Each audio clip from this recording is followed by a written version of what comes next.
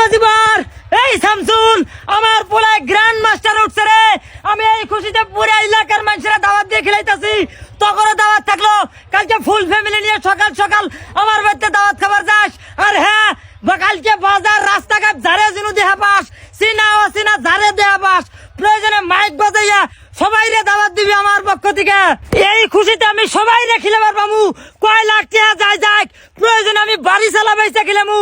High রে আল্লাহ, এটা আমরা কি শুনতাছি রে?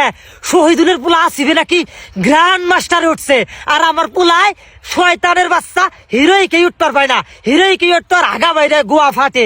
আমরা এনে ভাত কলা দিয়ে কি গাদা বুঝতাছি রে? দূর তোর পোলায় তাও কুতাকুতি করে হিরোইকটা পর্যন্ত উঠতে পায়, কিন্তু আমার পোলায় এখন পর্যন্ত আমার ডায়মন্ড কিবে হেডাই চোখে দেখে নাই।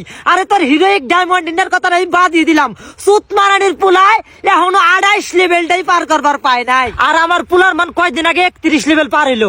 আর লেভেলটা কেমনেই বাড়বো ভাই তুই ক? মানুষের পোলা মানে কি করে? সারাদিন ঘরে বয়ে বয়ে গেম খেলায়। আর আঙ্গুর পোলা মানে কুত্তের বাচ্চায় বই খাতা কলম নিয়ে যাই স্কুলে পড়াশোনা করব। মানুষের পোলা মানে গেম নিয়ে ব্যস্ত থাকে, আর আমার পোলায় পড়াশোনায় আসক্ত। আর আমরাও গার্জিয়ানরা লজ্জিত, ব্যর্থ যে আঙ্গুর পোলা বান রে গেম সম্পর্কে কোনো শিক্ষাই দিবার পাইলাম না।